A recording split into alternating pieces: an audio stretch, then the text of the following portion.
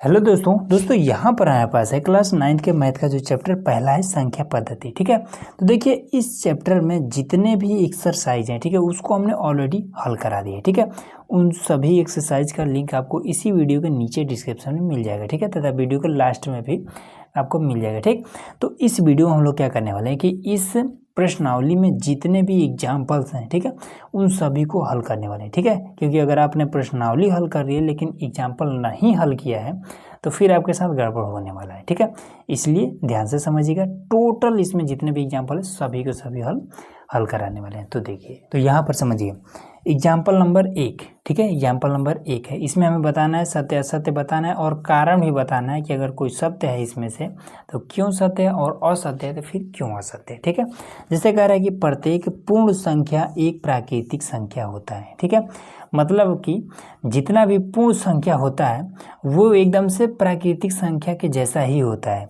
ये चीज़ इसमें कह रहा है। आप पूछ रहा है कि सत्य है या फिर असत्य है, तो अब आपको पता होना चाहिए कि इसमें प्राकृतिक संख्या क्या है और पूर्ण संख्या क्या है।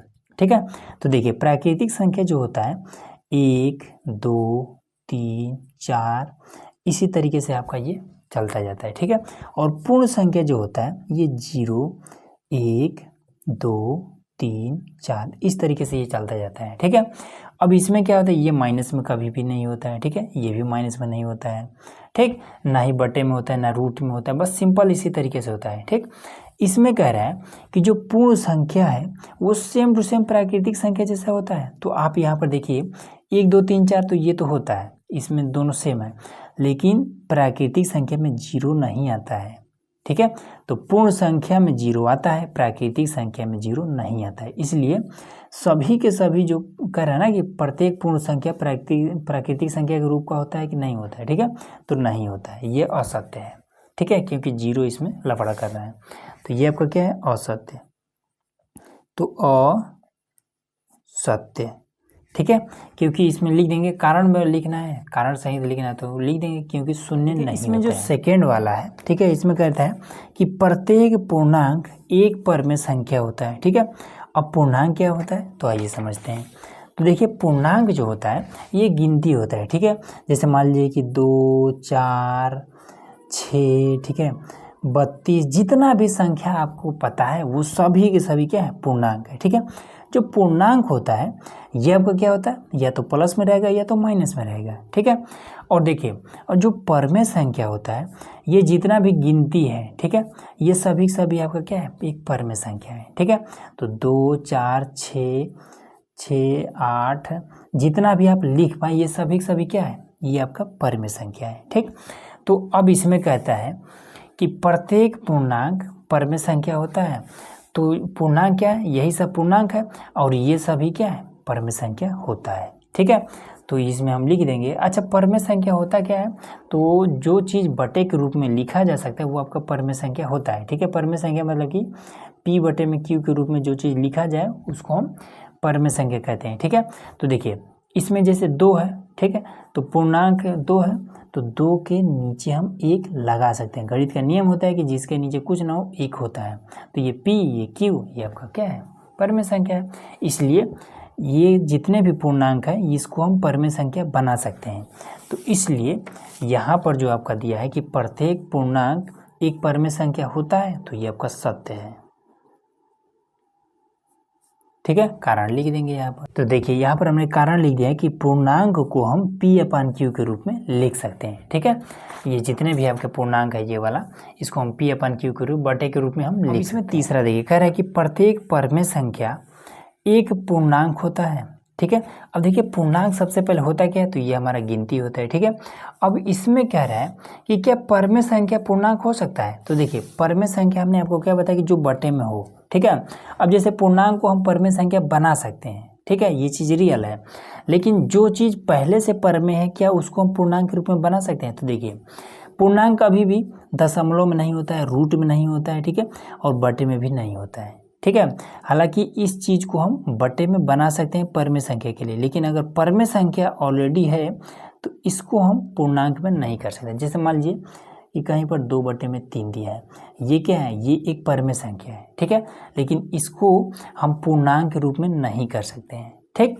तो इसलिए ये क्या है, परमेय संख्या को हम पूर्णांक के रूप में नहीं कर सकते हैं, इसलिए असत्य है। कारण भी लिख देंगे। तो यहाँ पर देखिए हमने यहाँ पर लिख दिया कि 2/3 एक पूर्णांक नहीं हो सकता है, ठीक है। इसको हम अंक के रूप में नहीं बदल सकते, ठीक है। भाग करेंगे तो इसमें 0.दशमलव कुछ करके आएगा, ठीक। और पूर्णांक दशमलव होता नहीं है, तो इसलिए गड़बड़ हो जाएगा, ठीक है। अब यहाँ पर आप आ जाइए उदाहरण नंबर दूसरा, जिसमें कहता है कि 1 और 2 के बीच में 5 परमेय संख्या ज्ञात कीजिए, ठीक है। बहुत आसान है, बस इसको क्या करना है, आपको एक फॉर्मूला पता होना चाहिए, ठीक है। तो चलिए इसको हल कर लेते हैं। फॉर्मूला है हमारा कि A1 बराबर में A प्लस में B माइनस का A बट्टे में आपका N प्लस में 1, ठीक, गुणे में 1। पहला निकालेंगे तो 1 से गुणा करेंगे, दूसरा निकालेंगे तो 2 से गुणा करेंगे, ठीक है। अब इसमें A और B का मान कौन है, तो ये वाला A आपका जो है 1 है और B जो है आपका 2 है, ठीक है। और N कौन सा है, तो कितना बताने पर में संख्या, तो 5, तो N बराबर में आपका 5, ठीक। आप फटाफट रख दीजिए। तो A1 बराबर में A के स्थान पर हम 1 रखेंगे, B माइनस A, ठीक है। तो 2 में से 1 घटा करके यहाँ रख देंगे, तो 1 आ जाएगा N प्लस 1, ठीक है। तो N आपका 5 है और 1 जोड़ देंगे तो हो जाएगा 6। इसका हर बराबर कर लेते हैं, तो A1 बराबर में 6 से ऊपर नीचे गुणा कर देंगे, ठीक है, हर बराबर करने के लिए। तो यहाँ पर 6 बट्टे में आपका 6 हो जाएगा, प्लस में 1 बट्टे में आपका 6 हो जाएगा, ठीक।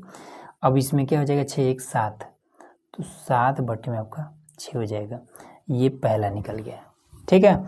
अब इसके बाद से देखिए कि इसको जब हमने हल किया तो 1 मिला है और इन दोनों को जोड़ा है तो हमें 6 मिला है, ठीक है। A का मान हमेशा वही रहेगा। अब आइए A2 निकालते हैं, ठीक।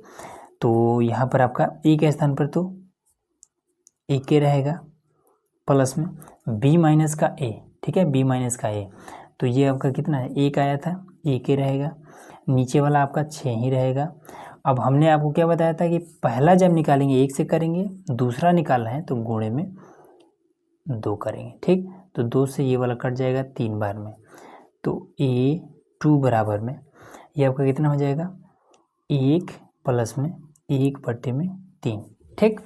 अब इसको हम क्या करेंगे, ऊपर नीचे हम गुणा कर देंगे, तो ये आपका यही कर दे रहे हैं, तो ये आपका 3 हो जाएगा, 3 बट्टे में 3 प्लस में 1 बट्टे में 3, इन दोनों जोड़ देंगे तो ये आपका हो जाएगा 4 बट्टे में 3, ये निकल गया, ठीक। अब फटाफट करते हैं, A3 निकालना है, तो यहाँ पर आपका फॉर्मूले में 1 रख देंगे, प्लस में इन दोनों घटाएंगे तो आपको कितना आ जाएगा, 1 आ रहा था, इन दोनों को जोड़ेंगे तो 6 आ रहा था। तीसरा निकालना है, 3 से गुणा कर देंगे, घटा देंगे, आगे कर लेते हैं।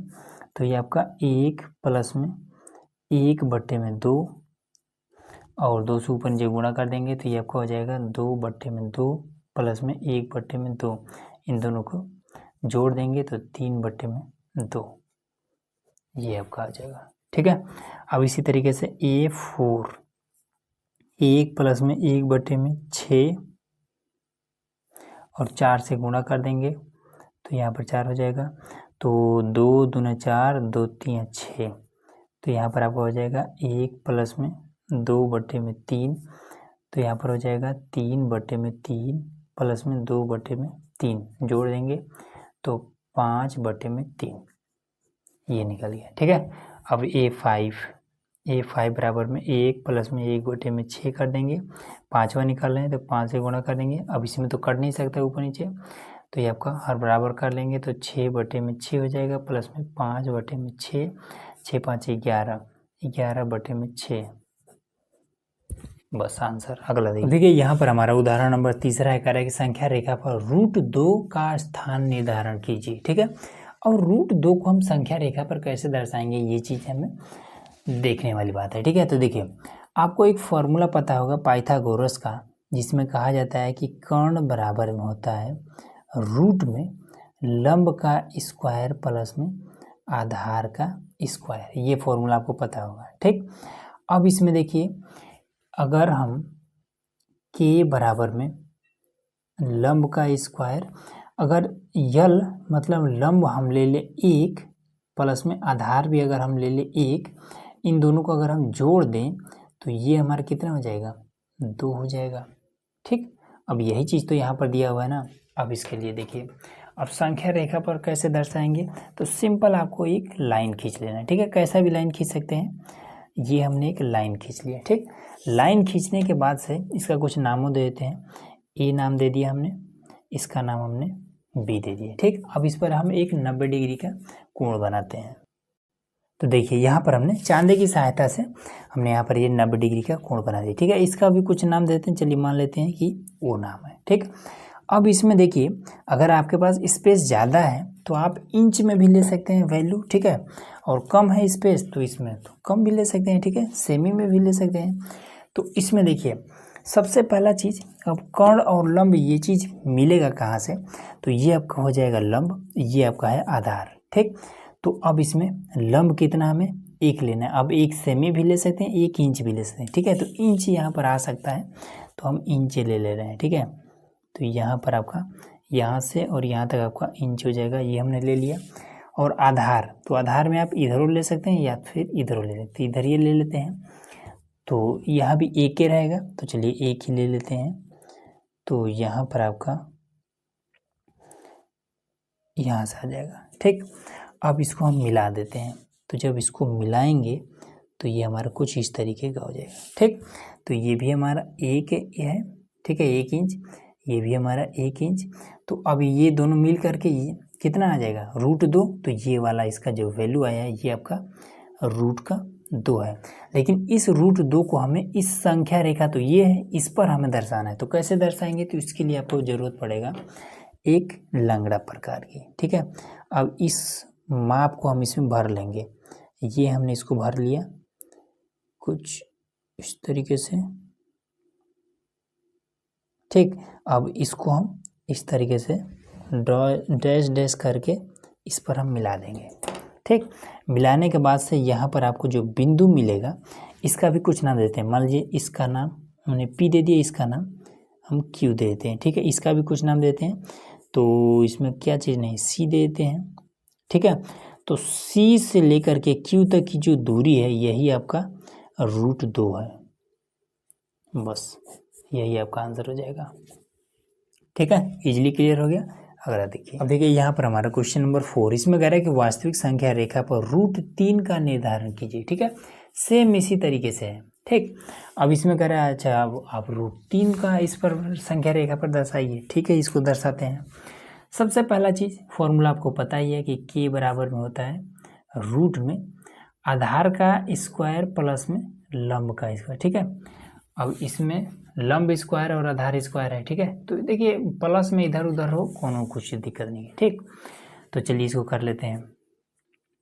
अब हम कितना आधार लें, कितना लंब लें, ताकि हमारा √3 आ जाए। ठीक, अगर हम ले लेते हैं 2, ठीक है, यहाँ पर हम 2 ले लेते हैं, स्क्वायर करेंगे, प्लस में 1 लेते हैं, तो ये कितना हो जाएगा। जैसे मान लीजिए यहाँ पर हम 2 ले लिए, स्क्वायर करेंगे। ठीक, तो 2 दूना 4 और 1 यहाँ पर लेंगे तो 5 हो जाएगा। तो ये तो गड़बड़ हो जाएगा। तो इसके लिए हम क्या करना पड़ेगा कि √2 लेना पड़ेगा और फिर हम इस पर स्क्वायर लगाएंगे। ठीक, प्लस में अब लंब हम 1 का स्क्वायर, 1 का स्क्वायर 1 ही रहता है, ऐसे कर लेंगे। रूट के यहाँ पर घात लगा है तो घात की वजह से ये रूट खत्म हो जाएगा। ठीक, बचेगा केवल 2। 1 का स्क्वायर 1 ही रहता है तो यहाँ पर आपका हो जाएगा 1। तो ये आपका तैयार हो जाएगा √3। क्लियर हुआ, मतलब कि आधार या फिर लंब हमें कोई भी एक हमें क्या करना पड़ेगा, √2 हमें लेना पड़ेगा। ठीक, अब √2 हम किस तरीके से लेंगे, आइए हम आपको समझाते हैं। सबसे पहला काम कि इसी तरीके से एक रेखा खींच लेना है और 90 डिग्री का एक कोण बना लेना है। ठीक है, तो 90 डिग्री हम बना लेते हैं।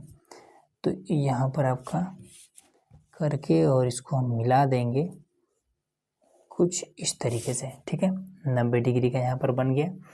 अब हम क्या करेंगे कि √2 हमारा जिस तरीके से ये वाला हमें मिला था कुछ उसी तरीके से लेंगे। ठीक है, तो √2 हमें कैसे मिला था, लंब और आधार 1-1 लिए थे तब जाके हमें ये मिला था। ठीक है, तो हम वही काम करेंगे, इसमें भी हम सेम वही प्रोसेस लेंगे। तो इसमें ये जो काम कर रहे हैं ये हम √2 लाने के लिए कर रहे हैं। ठीक है, और इधर से भी तो ये आपको यहाँ आ जाएगा। अब इसको हम मिला देंगे, ठीक। तो ये हमारा कितना 1 है, ये हमारा कितना 1 है, तो ये हमारा कितना है रूट का 2 आया है, ठीक। अब यही वाला हमारा क्या मिल गया, हमें आधार लेना है कितना √2, ठीक। तो ये वाला हमारा आधार हो जाएगा।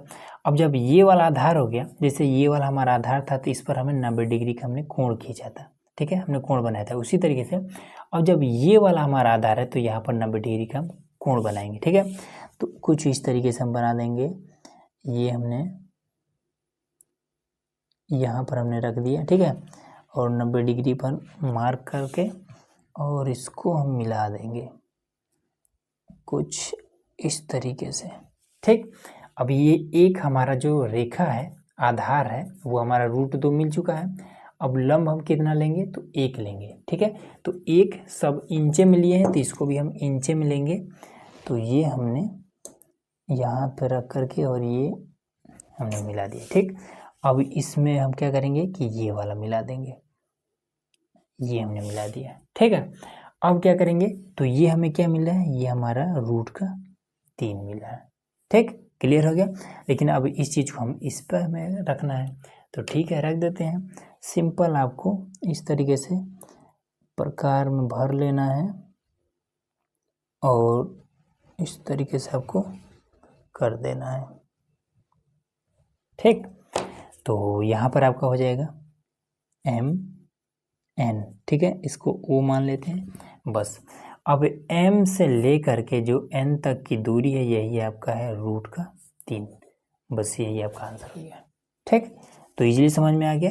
अगला अब देखिए क्वेश्चन नंबर 5 है। इसमें कह रहा है कि 10/3 7/8 और 1/7 का दशमलव प्रसार लिए, ठीक है। ये तो बहुत ही आसान है, सिंपल है कि इसको आप डायरेक्ट भी कर सकते हैं और भाग करके भी कर सकते हैं, ठीक है। जैसे कि 3 में 1 हम भाग करके बता दें, ठीक है। 3 में 10 से 3 से 10 में भाग करना है, ठीक है। नीचे वाले से ऊपर वाले में भाग करते हैं। तो 3 3 9, यहाँ पर आपका हो जाएगा 9, बचा आपका 1, दशमलव लगा लेंगे, 0 बढ़ा लेंगे। फिर 3 3 9, यहाँ पर आ जाएगा आपका 1, दशमलव लगाए, 0 बढ़ा लेंगे। फिर 3 3 9, फिर यहाँ पर आपका आ जाएगा 1, मतलब कि ये वाला आपका चलता रहेगा, ठीक है। तो अब ये भाग करके और भाग जो करेंगे ये आपका रफ कार्य होगा, ठीक है। यहाँ पर आप लिख लीजिएगा कि 10/में जो 3 है ये 3.333 इस तरीके आता जाएगा, ठीक है। अब ये रुक तो रहा नहीं है इसलिए ये डैश डैश लगा देंगे, ठीक। ये आपका आंसर हो गया।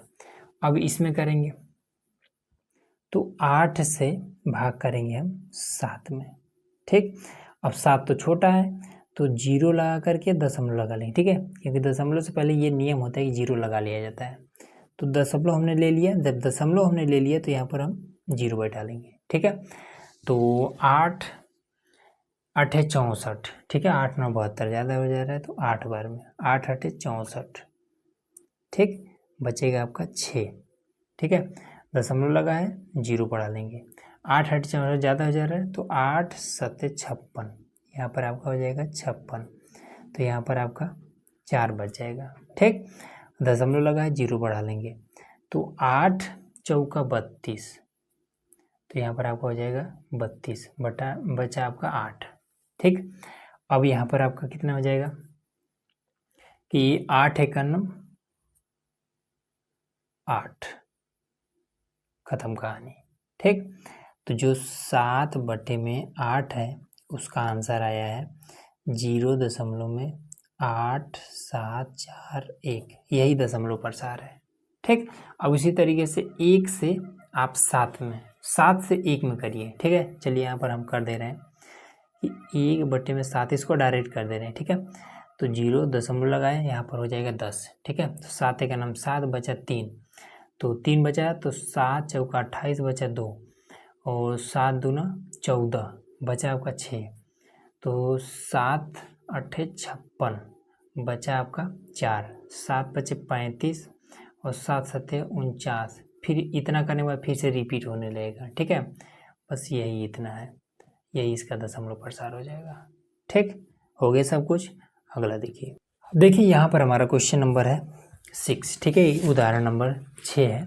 इसमें कह रहा है कि दिखाइए कि 3.14267 एक परमेय संख्या है, ठीक है। दूसरे शब्दों में ये जो आपका 3.14267 है को P/Q के रूप में व्यक्त कीजिए, ठीक है। जहाँ P तथा Q एक पूर्णांक है और Q 0 नहीं है, ठीक है। Q नॉट इक्वल टू 0 इसको कहते हैं, 0 नहीं है। देखिए इस कहानी का जैसे यहाँ पर तो कह रहा है कि इस संख्या को हमें परमेय संख्या के रूप में दर्शाना है, लेकिन ये वाला जो कहानी दिया है इसका मतलब ये है कि हमें इसको बटे के रूप में करना है, ठीक है। P/Q के रूप में करना है, ठीक।